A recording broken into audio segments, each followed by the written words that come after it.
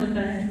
अभी आप आए हैं तो आपने जो ये समस्या बताई है, इस समस्या का निराकरण हम करवाएंगे और ये कोई भी रिपोर्ट ग्राउंड लेवल से ही जाती है कि क्या स्थिति हुई है और किस तरह से हुई है, तो इसका समाधान करेंगे। इसका पटवारी कौन है भाई? हमारे कानून को साहब आ जाए, कानून को धुआं कोट और संबंधित पटवारी भी आ जाए। मैंने पूरी कार्रवाई कर ली थी, आज तक कार्रवाई नहीं हुई। पटवारी से लेकर डीएम तक वो क्या मैंने इन्फॉर्मेशन दी। अभी आए गए हैं अभी अब तक पटवारी की रिपोर्ट मांगी है, पटवारी ने रिपोर्ट ही नहीं दी। मैडम ये बनना मांगिए पटवारी की रिपोर्ट इनसे। 2023 की बात है क्या ये? 2023 में मेरे द्वारा पटवारी को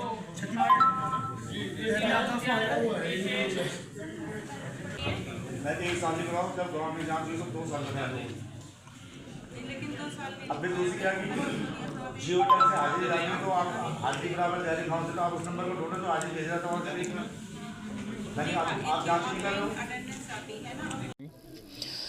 साथियों, वंदे मातरम। आप देख रहे हो पहाड़ न्यूज़ 24। मैं इस समय हूँ निनाना ब्लॉक के धुमाकोट क्षेत्र में, तहसील में इस समय हूँ, क्योंकि आज यहाँ पे बहुउद्देशीय कैंप है जहाँ पे हमारे एसडीएम साहब या सीडीओ साहब इन्होंने आना था, लेकिन आज किस कारण नहीं आ पाए ये तो पूछ के पता चलेगा।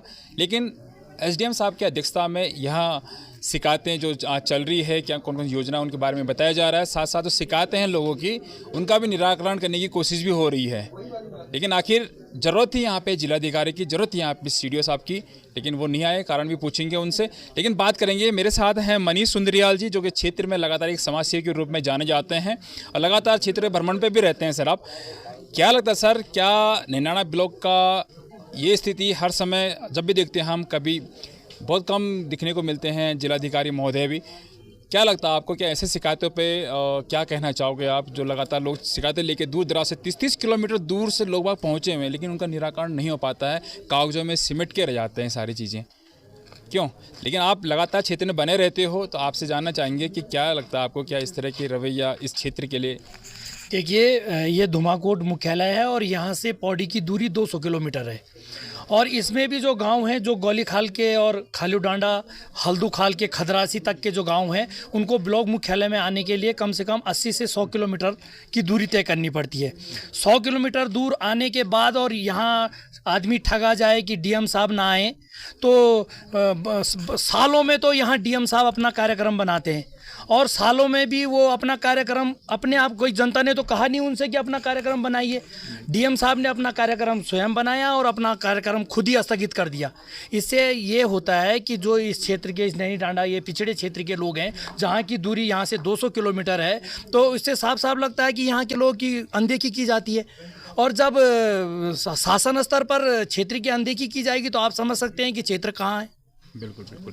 अगर बात करें आज के विषय में, आपने काफ़ी कुछ कह दिया है, लेकिन जब क्षेत्र से लोग बाग पहुंचते हैं तो निराकरण सिर्फ सिमट के रह जाता है उन चीज़ों में। क्या लगता है आपको, क्या ये चीज़ें उनके निराकरण होंगे, जो समस्या ये सॉल्व होंगी? ये जो तमाम 30-32 समस्याएं आई हैं, ये सब निजी समस्याएं हैं। कोई पानी की समस्या है, कोई किसी का भुगतान नहीं हो रहा है, कोई सड़क पे दीवार टूट रही है उसका, ये तमाम जो छोटी छोटी समस्याएं हैं वो तो एसडीएम साहब ऐसे भी बैठ रही हैं। ये तहसील मुख्यालय है, तैयारी नहीं है उसका। ये तहसील मुख्यालय है और तहसील मुख्यालय में आगे पीछे भी एसडीएम महिला, एसडीएम साहिबा तो 12 महीने यहीं हैं, तो उनसे शिकायत की जा सकती है। उसका निराकरण जब उन्होंने ही करना है तो ऐसे भी हो सकता है। इतना बड़ा बहुउद्देशीय शिविर लगाने की कोई ज़रूरत नहीं, जिस विभाग का शिकायत हो उसके कर्मचारी अधिकारी को बुला के और एसडीएम मैम खुद ही कर सकती हैं उसका निराकरण। तो यहाँ तो सिर्फ लोग डीएम और सीडीओ साहब से अपनी जो जिला स्तरीय मांग थी उससे बात करने के लिए आ रहे थे। जिन्होंने, जो जैसे आप समाज सेवी लगातार क्षेत्र में बने रहते हो और जो समस्याएं भी देखते हो, जो सार्वजनिक समस्याएं होती है, क्या लगता है आपको, क्या ये चीज़ें इस पटल पर रखना ज़रूरी है या नहीं है? यहाँ पे रखने का कोई मतलब नहीं है, क्योंकि एसडीएम मैम खुद यहीं पे रह रही हैं और पानी की समस्या से वो भी जूझ रही होंगी, सड़क की सुविधा से वो भी जूझ रही होंगी और बिजली, ये तमाम जो छोटी समस्या है जो उनके ही उन्हीं के हाथ का निराकरण है, वो तो वैसे भी करेंगी मैडम, क्योंकि उनको इतनी पावर है ही। लग तो ये रहा सर आपकी बातों से कि हो सकता है ये एक फॉर्मेलिटी निभाई जा रही है इस क्षेत्र में। सिर्फ नैनाना ब्लॉक की अगर बात करें तो यहाँ पे इस तरह का जो दिवसीय जो चलता रहता है हर 6 महीने या साल भर में ये चीज़ें होती रहती है कैंपेनिंग, लेकिन ये फॉर्मेलिटी एक किस्म से माने जाएंगे ये इसको एक फॉर्मेलिटी है सिर्फ? हाँ जी, ये सरकार की खानापूर्ति के लिए जो सरकार जनता के द्वार के कार्यक्रम हैं इस तरह के कि जो ये होगा, इसमें तमाम जो ये एक तरह के फॉर्मेलिटियाँ हैं और जिसमें कि आप देख रहे हैं कि पहले जिला अधिकारी महोदय अपना कार्यक्रम बनाते हैं, फिर CDO साहब, फिर ADM और तमाम, उसके बाद कुछ नहीं होता है। तो इससे यही होता है कि ये जनता को ठगने का और अपना जो कॉरम होता है इसे पूरा करना ही है कि महीने में पहले मंगलवार को आपको ऐसा करना है, वो उसकी खानापूर्ति हो रही है। इन कर्मचारियों ने तो वहाँ भी करनी थी अपनी नौकरी, वो यहाँ भी कर रहे हैं। जनता को बिना बात के दौड़ाया, उसका कोई निराकरण नहीं होना है। साथियों, एक मामला है नैनाना ब्लॉक के जनता इंटर कॉलेज का। अगर बात करें वहाँ पे एक कृषि भूमि के रूप में इंटर कॉलेज को दिया गया था जोगड़ा पल्ला गांव के लोगों ने खेती करने के लिए, लेकिन आज उसका 143 हो चुका है। किस आधार पे हुआ है ये भी समझ में नहीं आ रहा। ये लोग यहाँ पे खतौनी लेके पहुँचे हुए हैं कि यहाँ पे जो पहली जिसके नाम पे ज़मीन थी आज उसको ट्रांसफ़र कर दिया गया है 143 के नाम से नैनाना जनता इंटर कॉलेज के नाम पे। आज वहाँ पे ये मामले लेके आज अब यहाँ पे पहुँचे हैं, तो क्या निराकरण हुआ है उनसे बात करते हैं। आपका नाम क्या है वैसे? नमस्कार भाई जी, आपका बहुत बहुत धन्यवाद। मेरा नाम राहुल बिष्ट है। ये बात कर ली है और कुछ समय पहले इनका 13 जून को इन्होंने एक वहाँ पे हरा जीवित अखरोट का पेड़ भी गिराया गया था JCB मशीन के द्वारा, जिसमें हमने फॉरेस्ट वालों को और पटवारी साहब को भी मैंने कहा इसकी सारी जानकारी दे दी थी। उसके बाद मैंने मुख्यमंत्री हेल्पलाइन नंबर पे, लेकिन सबने पल्ला झाड़ा और ये ज़मीन जो है अवैध तरीके से ये ग्राम सभा जोगड़ा वन पंचायत की ज़मीन को ये कृषि कमेटी नैन डांडा करना चाह रहे हैं, जिसमें कि स्कूल का नाम है ही नहीं इसमें। अब ये इतने सालों से यहाँ पर हमारे सरपंच रहे हैं, पूर्व सरपंच भी हमारे साथ हैं। आप उनसे आपका शुभ नाम से? मेरा साहब दर्शन सिंह है। कब आप सरपंच थे यहाँ पे? मैं 1998 में बना था। 98 पे कब हुआ था? कब आपने जमीन जनता इंटर कॉलेज को दिया था? ये जमीन तो बहुत पहले की दी थी। मतलब ये स्कूल को कृषि कार्य के लिए दी गई थी। कृषि कार्य के लिए, ठीक है। अच्छा। जबकि हमारे पूर्व प्रधान जो है वो मतलब उन्होंने लिखित में दे दिया गया था उनको ना, लिखित में दे दिया गया था या ऐसी खेती करने के लिए दे दी गई? ये खाली कृषि कार्य के लिए दिया था। ये हमारे पूर्वजों ने दिया, ये हमारे को पता नहीं है कि ये लिखित में दिया कि क्या दिया। अच्छा, अभी आप क्या चाह रहे हो? क्योंकि जो आपने खतौनी अभी दिखाया मेरे को, जो सामने आपने SDM महोदय को भी आपने खतौनी दे रखी है ना, उसमें साफ लिखा है कि जनता इंटर कॉलेज की कृषि भूमि जमीन 143 के उन्होंने करवाया है। आपको उसमें नाम ही नहीं है। जो आप ला रहे हो, कह रहे हैं वो पुराना आपके पास रिकॉर्ड है, वो सही कर दिया जाएगा बाद में, वो गलत हो रखा। आप वो ये रिकॉर्ड तो यहाँ बहुत सारे खराब हो रखे हैं। जैसे नए बिलों के लिए दिया, उसमें भी जो पटवारी ने नक्शा खर्चा बनाया, उसमें पहले के 1962-63 के भी पट्टे बने हुए हैं, जो बाद में सोहन सिंह बिष्ट तहसील वाले ने खरीद करी की। तो उसने तो ऐसे जो है यहाँ हमारे यहाँ की जो ज़मीनें हैं ये इस तरह, मतलब सीधा आपका ये कहना है कि जो जमीन ट्रांसफर हो चुकी है वो गलत तरीके से ट्रांसफर की गई है। गलत तरीके से क्यों ट्रांसफर हो रही है सर? अच्छा, इसकी शिकायत आपने कर दिया गया, क्या आश्वासन दिया उन्होंने? उन्होंने कहा जी वो तो ये कह रहे हैं कि ये जो है उन्हीं की स्कूल की कमेटी की ज़मीन है। अच्छा। और ये ज़मीन आज की नहीं दी, ज़मीन तो बहुत पहले दी गई है। पर ये 143 बना के ये बाहर के लोगों को बेच रहे हैं, जबकि यदि इन्हें बेचना है तो पहला अधिकार जो है गांव वालों का। नहीं, ज़मीन को कैसे बेच? अगर माना स्कूल की ज़मीन है, स्कूल ज़मीन को कैसे बेच सकता है कोई? तो ये लोग जो है मैनेज कमेटी जो है ये बाहर के लोगों को ला रहे हैं और उनको जो है प्लॉटें बना के बेच रहे हैं। एक बड़ा मामला है साथियों, और इस तरह का मामला मुझे लग रहा है कि और भी निकल के आएंगे धीरे धीरे। नैनाना ब्लॉक की बात करें तो दशा और दिशा हर जगह बिगड़ी हुई है, चाहे बात करें कागजों से लेकर, चाहे बात करें धरातल के कार्यों से लेकर। मैडम, आज तहसील दिवस पे काफ़ी दूर दराज से लोग पहुँचे थे। कितने शिकायतें अभी यहाँ पे हैं, कितने आपने सॉल्व कर दिए गए हैं, और कौन सी चीज़ें जो जिनमें टाइम भी लग सकता है? यहाँ पर तहसील दिवस के उपलक्ष्य में यहाँ पर जो जन सामान्य आए हुए थे अपनी शिकायतों को दर्ज करने के लिए, हमारे पास कुल 40 शिकायतें प्राप्त हुई थी, जिसमें से हमने जो मौके पर निस्तारण है वो 5 का कर दिया है। अभी जो 35 बची हुई हैं वो संबंधित विभाग जैसे ग्राम विकास है, पंचायती राज है, जल संस्थान है, लोक निर्माण विभाग और राजस्व की भी 1 शिकायत है और बाल विकास की 2 हैं। तो वो संबंधित अधिकारियों को हमने एक टाइम बाउंड कर दिया है कि 15 दिन या एक हफ्ते जो समस्याएं जिनको हम कम समय में पूर्ण कर सकते हैं उसे एक सप्ताह अंदर निस्तारित कर दिया जाएगा।